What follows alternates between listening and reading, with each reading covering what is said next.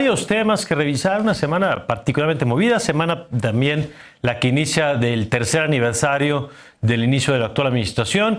Y de esto vamos a platicar con Rafael Cardona. Querido Rafael, ¿cómo estás? Hola, ¿qué tal, mi querido Mario? Me da mucho gusto saludarte. Muy buenos días para Buenos ti, días. para todos los demás, para Claudio, para Javier. Claudio, ¿cómo estás? Buenos días. Buenos días, un placer saludar los colegas de la mesa de 11 este dominguito rico, ya frío aquí de la Ciudad de México. Muy bien. Querido Javier Tejado, buenos días. Mario, colegas, buen día a ustedes y muy buen día al auditorio. Oye, empezamos, Javier, contigo porque parece que fue hace mucho, fue hace apenas unos días, este decreto que la dinámica informativa hace que pasemos de un tema al otro, pero hay temas que merece detenerse un poquito más. Un decreto que blinda las obras del gobierno en la lógica de tener todas las autorizaciones vía express, incluso cuando no hay respuesta en 5 días, que le pone el manto de la seguridad nacional en lo que muchos temen y tememos sea un elemento que permita tener opacidad en todas estas obras. Cuéntanos cómo has visto este tema que seguramente terminará para variar en la Corte. Primero hay que decirle al auditorio que es un decreto para obligar al propio gobierno federal. Esto es, el presidente de la República manda un decreto donde dice a sus dependencias, si en 5 días no me das los permisos, se tienen por dados. Lo que te habla primero de una enorme ineficacia del propio gobierno federal, que tienes que tú instruirles que si no te dan los permisos en 5 días, se dan por dado. Te denota esa enorme burocracia. Segundo, pues esa burocracia la va a seguir padeciendo todo el mundo, menos el gobierno federal, lo que es irrisorio. ¿Cuál es el fondo de esto? Pues desde luego poder hacer las cosas sin pasar por el mínimo matiz legal de nada. Si pasa sobre un municipio, si por una casa privada, o sea, cortar tela de manera indebida para avanzar cosas más rápido puede ser complicado. Le urge al gobierno no tener trabas ni de ellos mismos, ni de amparos, para avanzar cualquier obra, ya no son obras prioritarias, cualquier obra. Y además, como utilizan el argumento de seguridad nacional, pues es un tema donde podría esconderse desde la asignación de obras a quien se le da hasta el costo de las mismas. Porque es una muy mala receta y además está mal empleado. El antecedente de todo esto fue los amparos en la base aérea de Santa Lucía. Para hacer el nuevo aeropuerto había muchos amparos, que si había mamuts, que se casa con unas ejidatarias, que medio ambiente, y decidieron que era un tema de seguridad nacional y los jueces lo aceptaron. Pero en aquel momento sí, repito, sí era un tema de seguridad nacional, porque la base de Santa Lucía está siendo construida en un aeropuerto militar, la base aérea militar número 1. Y aquí lo que este decreto hace es, está convirtiendo a todo el país en el equivalente de una base militar. Creo que jurídicamente no solo será impugnado, sino que será muy difícil de sostener este tipo de acuerdos. Muy bien. Claudio. Sí, vaya decretazo que le da permiso prácticamente a cualquier obra impulsada por el presidente para pasar por encima de cualquier norma o procedimiento, como nos decía Javier, ¿para evitar qué? Para evitar corrupción, daño al medio ambiente, competencias simuladas, precios fuera de mercado, premiar a los aliados del gobierno en su turno. Y le da este pretexto de utilizar la seguridad nacional para proteger sus obras como Tren Maya, la refinería de Dos Bocas o el aeropuerto de Santa Lucía. Muestra este decreto, me parece, cómo, digamos, estas causas que se enarbolaban por el entonces candidato López Obrador, pues eran unas causas, digamos, al menos temporales. También hace evidente desde mi punto de vista, Javier, Mario, Rafael, que esta lucha contra la corrupción desde Presidencia de la República, que sabemos que ha sido un tema comunicacional sistemáticamente impulsado desde el Poder Ejecutivo, solo significa hoy 3 cosas. 1, una bandera de propaganda y comunicación, pero no una causa que verdaderamente preocupe al presidente. 2, un pretexto para controlar el gasto público, para enfocarlo en sus proyectos y caprichos, cancelando desde inversiones millonarias como el aeropuerto hasta causas o apoyos sociales como las guarderías infantiles. Y tercero, Tercero, un arma para golpear opositores y contrincantes políticos. El tratamiento diferencial, solo por poner un ejemplo, Mario, de los casos de Rosario Robles y Emilio Lozoya, ilustran cómo, digamos, para el presidente, qué significa perseguir la corrupción, al mismo tiempo que ciertas figuras dentro de su propio gabinete pues han sido, digamos, palomeadas, como Manuel Bartlett o Ana Gabriela Guevara.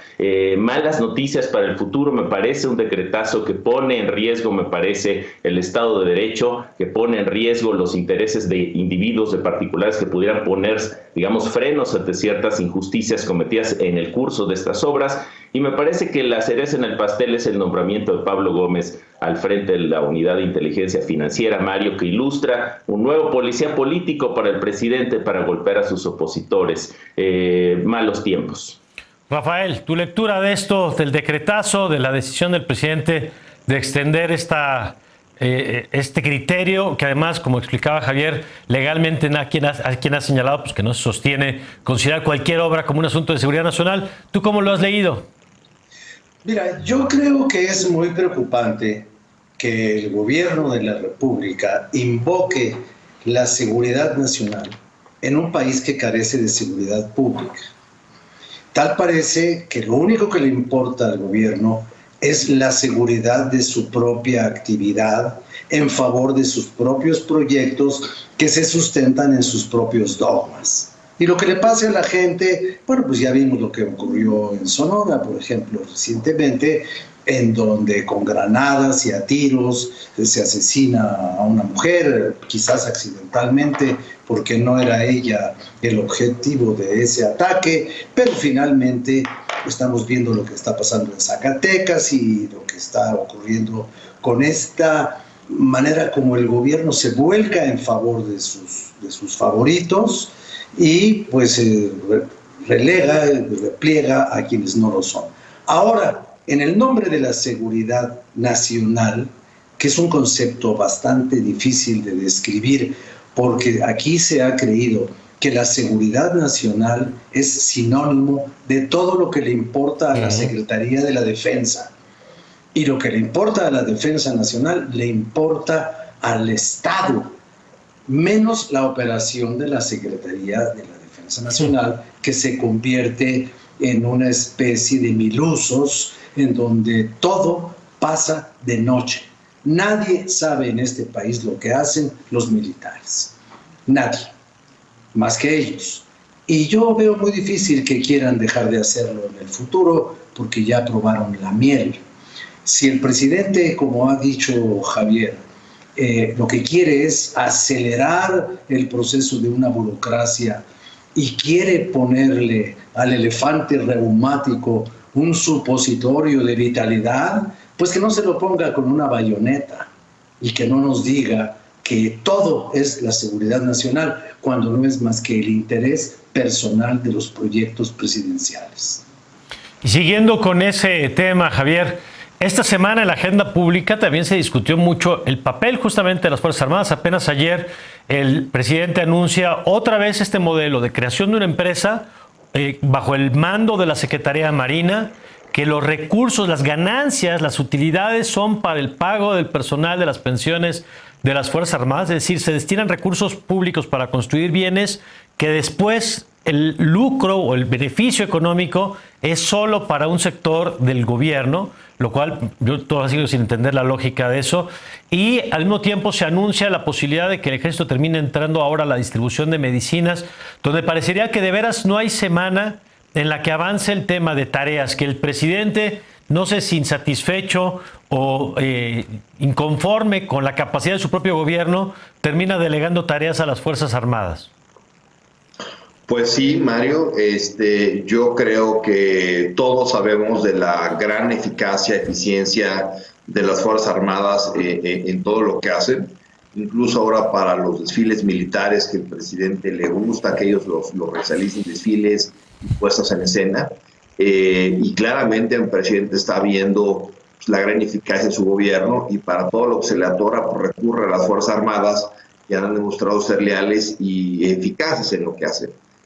Sin embargo, pues sí hay una serie de, digamos, su principal función es la de la seguridad nacional y ahí es donde creo que se le está distrayendo indebidamente y en lugar de estar combatiendo fenómenos gravísimos que hay, como decía ahorita Rafa, de inseguridad en muchas partes del país, pues los tienes tú distraídos en temas que no son su parte central, su parte medular. Sí es muy delicado lo que está pasando, y lo que tú comentabas de estas empresas público-privadas que destinan dinero a ciertos sectores, me parece que está, digamos, como ya le había dado el aeropuerto Felipe Ángeles a los militares y todos los ingresos de ahí serían para ellos, me parece que está emparejando la cancha ahora con la Marina. Pero no necesariamente es lo correcto. Yo creo que todos los recursos públicos deben ir a la tesorería de la Federación, claro, y a través del presupuesto de la Federación asignarse a donde corresponda. Así se ha hecho siempre, dando Javier. votos de poder. Así se ha hecho siempre, sí. Claro, y que yo sepa, jamás se han dejado de pagar las pensiones a los integrantes de las Fuerzas Armadas, que deben pagarse, por supuesto. El planteamiento es lo que dices ahora. Se va a la bolsa, y de la bolsa el Congreso incluso determina el presupuesto, no esta asignación, digamos, directa, que además me llama la atención el silencio del Congreso cada vez que se anuncian estas cosas. A ver, Claudio. Pues narrativas de este profundo, digamos, compromiso entre el presidente, entre el Poder Ejecutivo y las Fuerzas Armadas de este país. Fíjense, el presidente que más militares tiene en las calles de los últimos 3 sexenios, el presidente que ha dado más poder y responsabilidades civiles y policíacas al ejército, el presidente que más premia la lealtad por encima de la capacidad, y el presidente que está transformando al ejército mexicano en su ejército. ¿Y por qué digo esto, Mario? Porque muy peligrosa esta última declaración que hace el titular de la Sedena, el general Crescencio Sandoval, en favor del proyecto político del presidente y convocando a los mexicanos a unirse a ese proyecto. Lo cito: las Fuerzas Armadas y la Guardia Nacional, dijo el general, vemos en la transformación que vive nuestro país el mismo propósito de las primeras transformaciones, el bien de la patria. Se enfoca en desterrar la corrupción, procurar el bienestar del pueblo, el progreso con justicia, la igualdad, el crecimiento económico, educación, salud y seguridad, entre otros rubros. Como mexicanos, cierra esta frase el general, es necesario estar unidos en el proyecto. Crescencio Sandoval, titular de la Sedena, propagandista del presidente. Rafael. Pues mira, yo lo que estoy viendo, miren ustedes, es que en la medida en que se aumenten las responsabilidades al ejército, más allá de las que le son propias e inherentes por el mandato de la Constitución, van a faltar elementos. Por lo pronto, el ejército está a punto de meterse en la buchaca a otros 100,000 elementos de la Guardia Nacional. Si antes el ejército tenía 250, 270,000 efectivos, hombres, como se decía tradicionalmente, bajo bandera, pues ahora ya tiene muchos más, y tendrá muchos más, porque ¿a qué hora los soldados se van a dedicar a labores militares si tienen que distribuir medicinas como si fueran papitas?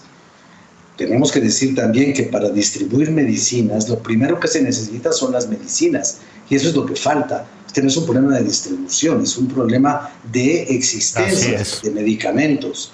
Y si no hay medicamentos, no se pueden distribuir. Claro. Así pongas a los ejércitos de Esparta, pues no lo vas a poder hacer aunque venga Leónidas, bueno, o Napoleón.